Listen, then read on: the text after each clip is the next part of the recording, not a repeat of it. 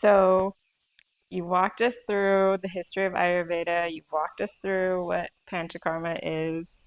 Tell us, how does HimVeda specifically approach Panchkarma? Mhm. So at HimVeda, we follow the classical style.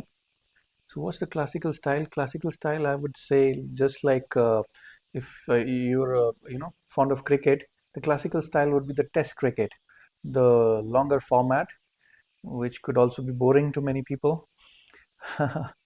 And then the other format is the 2020 format, the quick format. So we do the classical style.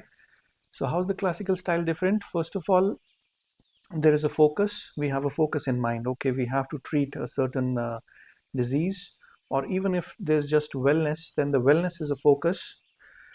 And the treatments will be, uh, we'll not be filling up the day with treatments or goodies.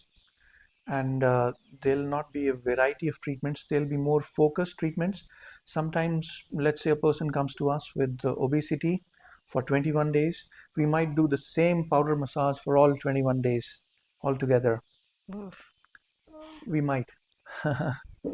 So the focus is on, so there is a focus treatments, and there is uh, a chance of the patient getting bored also.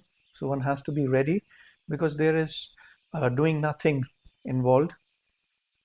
And so Sitting around and being a you vegetable. receive the treatments. It could be one treatment a day, it could be two, sometimes three, and then you'll be resting or doing nothing, maybe meditating, reading. So that's the classical way to do it. The other way is to fill up the day with different things where the person feels okay, he's getting his money's worth, because modern mind, we like activities. So whole day there'll be some activity, and in the end you feel tired and you sleep. But was there anything achieved? That's the question everyone should ask. Is it achieving anything? So to achieve something, we do it focused, intense treatments, and then rest. So that's the main principle. Yeah, and that goes back to what you were saying earlier about conserving energy and not Mhm. wasting energy on other activities. Is Yes. that your body needs everything, all of its resources to heal itself. So, what about the facilities and where we're located? I mean, it's pretty awesome. We're in the foothills of the Himalayas. Yes, we are in the foothill of the Himalayas, and it's a kind of subtropical climate, which is great for Panchakarma. A little bit of warmth. It never freezes here, so we can work all year around, and it's pretty awesome. Yeah, forests on the south, and the mountains, open space towards the north. Yeah, I heard something about the way that this building is designed. Hmm. Can you tell us more about that?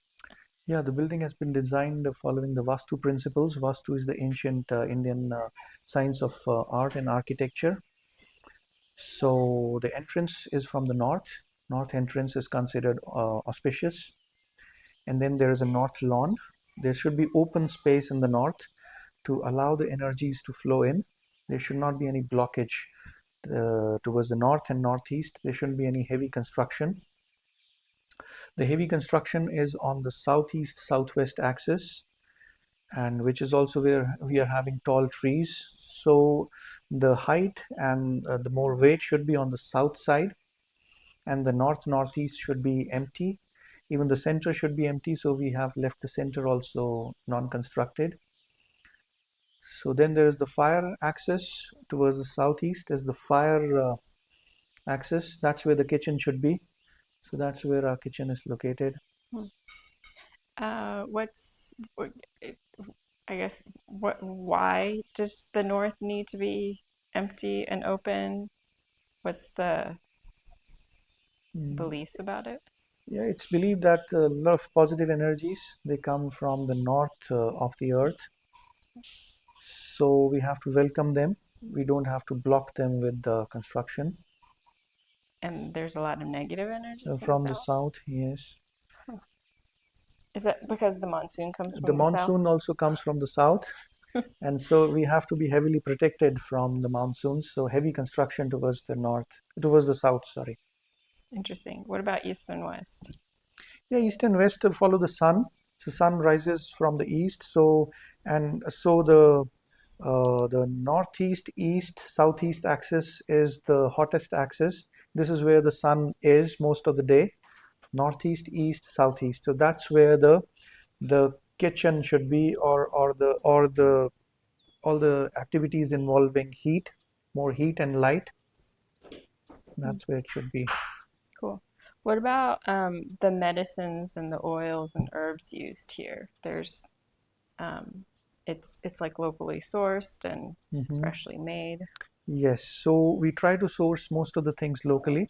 I wouldn't say everything is sourced locally, but most of the things.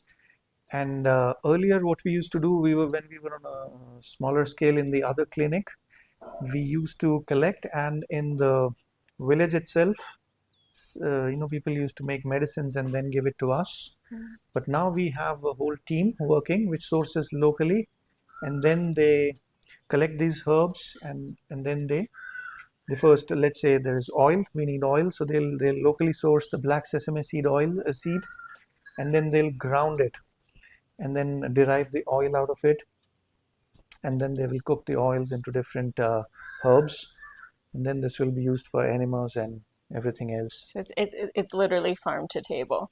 Yes. And why black sesame seeds instead of Yeah, white? black are considered better than white in terms of the quality of the oil, and black are also more difficult to get. Mm. Yeah, I think my grandma said something about black sesames is really good Yeah, it has a lot of calcium, iron, strong bones. Yeah. for one of our organs. I can't remember which Hmm. specific organ. Um, what about your approach to food? Yeah, food also we source locally. We also have a small garden where we try to grow as much as possible. Otherwise, it's sourced from the local farmers.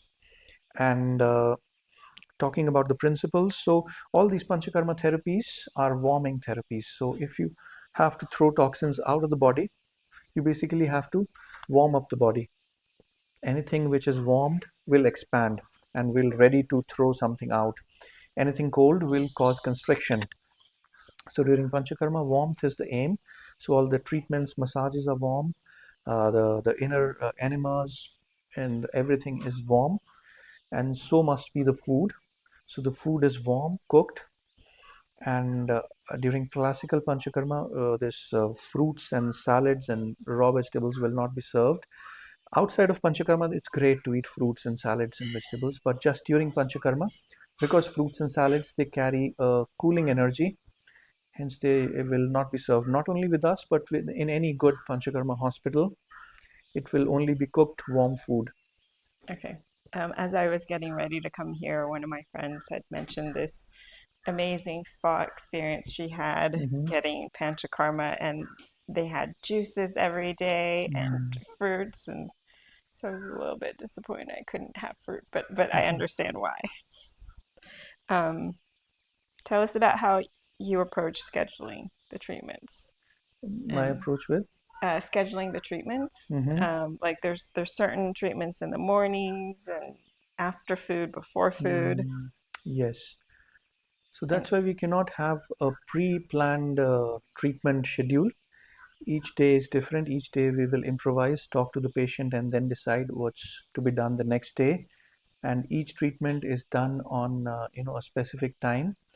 Like for example, if we are doing the vomiting cleanse, it must be done in the kapha time of the day, which is the kapha time is early morning from 6 a.m. to 10 a.m. So that's the vomiting medicine is induced early in the morning. The Virechana or the diarrhea cleanse is done when the sun is up. So the Virechana medicine is done, let's say 9 a.m., 10 a.m. And then enemas, one enema, the cleansing enema is done early in the morning before eating. The oil enema is done after eating. So each treatment deserves a separate time, a separate scheduling. got it. And that's all associated with kind of our body clocks and our what we might consider circadian rhythms. Yes. So if there's a sender who's not following that, they're not doing it right. Mm-hmm. Um, what about I guess overall, I suppose, what do you see? What are the diseases that you see here Mm-hmm. that you've treated? Because there's a pretty unique approach. I mean, the way I see it is it's really coming back to the root of Ayurveda, of nature, of our bodies, so that we can promote real healing. Mm-hmm. So, what are the types of healings? Because I think in the scheme of diseases in which people have treatments, I'm here for a pretty minor thing. Um, but share with us.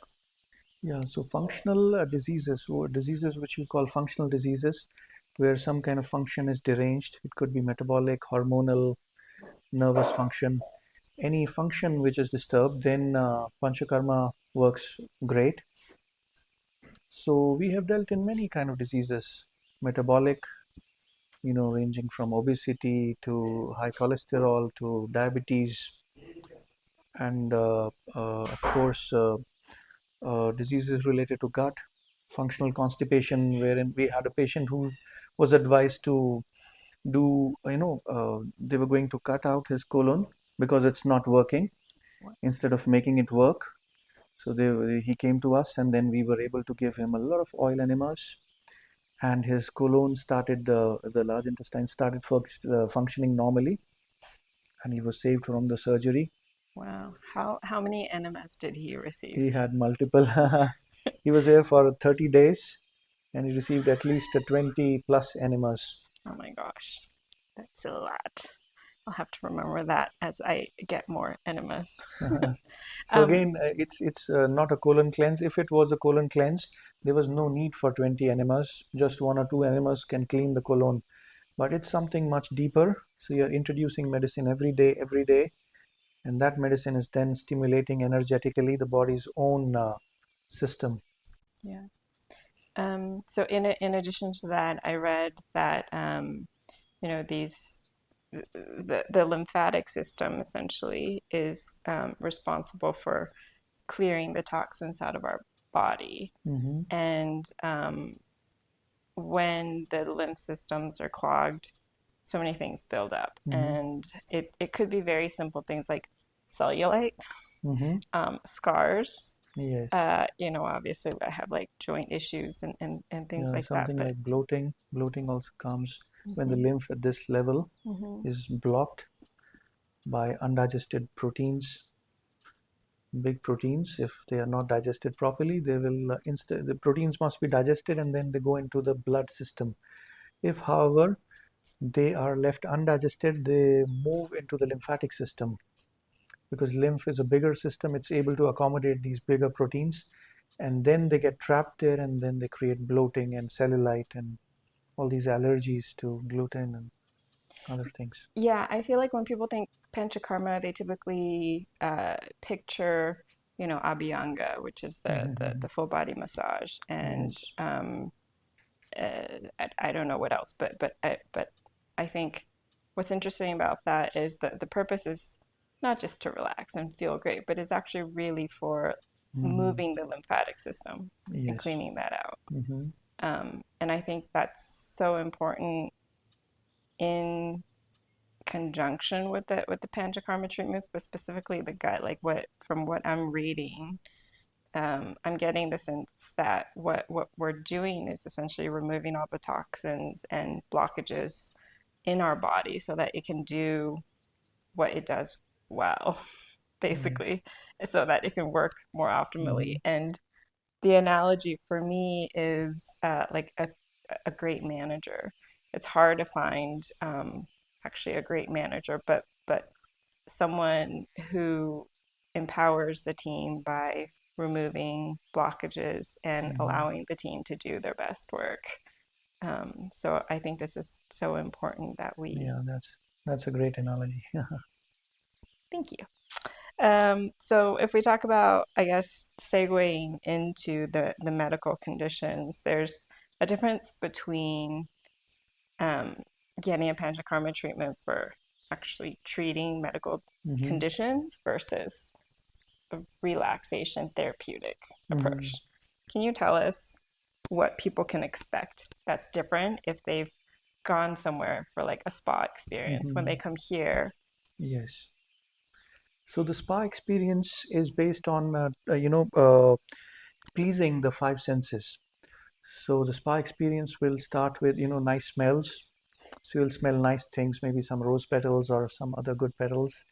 And then sights, having these good sights.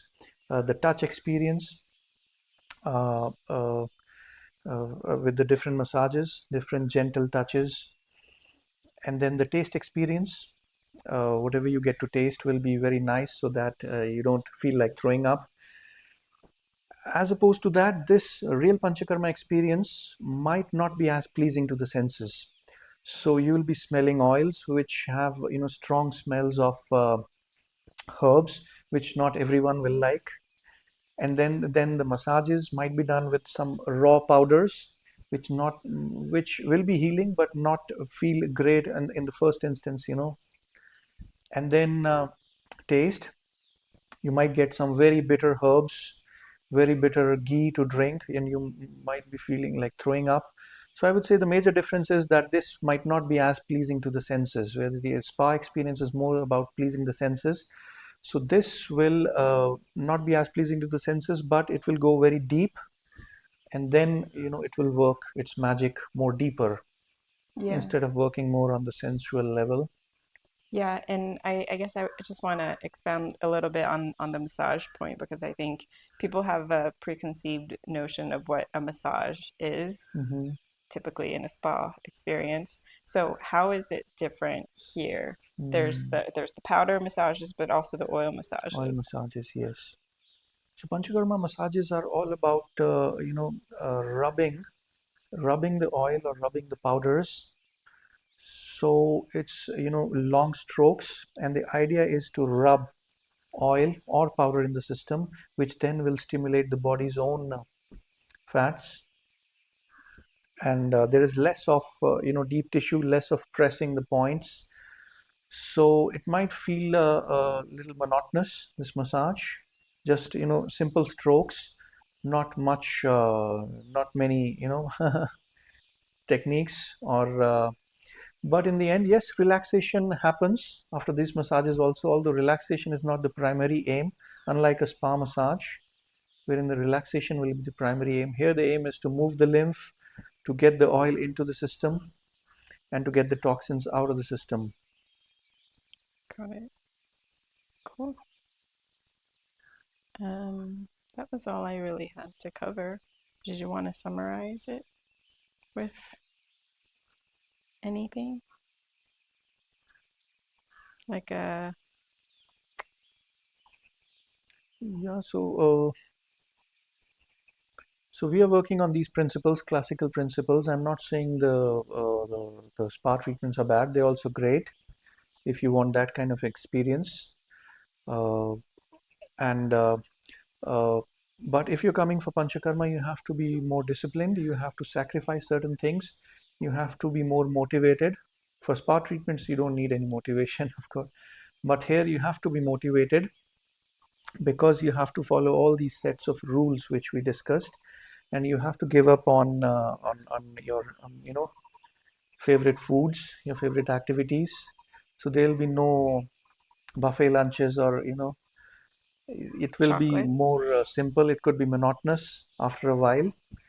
It might sound repetitive, and the doctor also has to be trained because these are deeper cleanses, so there'll be deeper healing. So there's always a chance of some side effects happening, unlike spa treatments. So there's just more relaxing treatments going on. There's very little chance of any side effects happening. But here, if we don't take precautions, the patient and the doctor both have to take precautions, both have to be on the ball.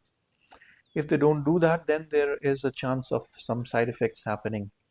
So yes, if you're coming for these treatments, I would say be well informed, read about them, listen to all the videos, ask questions before coming, and then be prepared to make all these sacrifices and be prepared to surrender to the treatments and surrender to the process. Of course, there'll be questions. All the questions are welcome, but one has to surrender and let go, and then the results they come. Trust the process, huh? Yes. Cool. All right. Um, So the treatments, our approach is this focused treatments, and uh, what we do is whenever there is measurable changes in the blood, we'll do blood tests before and then after the treatments to see the changes. And yeah, usually we get positive outcomes after these Panchakarma treatments. So the structural changes are difficult to reverse. Structural changes, as in where surgeries are advised, that's difficult to reverse. But more at the functional level, at the level of blood, we usually get changes, positive changes after the treatments. what about like disc degeneration? Yeah, in disc degeneration, the deep-seated inflammation is resolved by these treatments. The pain is usually caused not by the disc being displaced, but by the inflammations.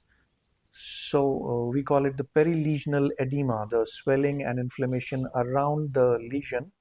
That is resolved, and the pain comes down, and the degeneration is halted. It slows down or it's reversed. But we cannot promise that you do an X-ray before and after, and the disc will fall. It will come back to its place. That cannot be promised. Hmm. So, what kind of differences are you able to measure in the blood before and after in 1 month, say? What differences do you Mhm. observe? Like simple blood sugar levels, they come down. Cholesterol, people who have high cholesterol, it will come down, and things like uric acid or Ra factor, these arthritis factors, they come down. Inflammatory, Mm. like C-reactive protein, it comes down. So there are various things which we measure before and after. Like we just did a case of pancreatitis, wherein in pancreatitis, it's a pitta condition. The pancreas is it develops a lot of pitta, heat. So there, the pancreatic enzymes they change. We call it uh,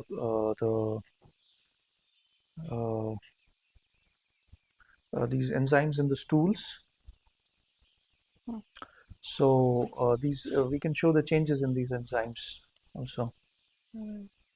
So, I guess what you're saying is it takes some sacrifice, some discipline Hmm. to see the results. But if we're really thinking about investing in our body for a lifetime, a month is pretty short to Yes, to live without some of our creature comforts. yes.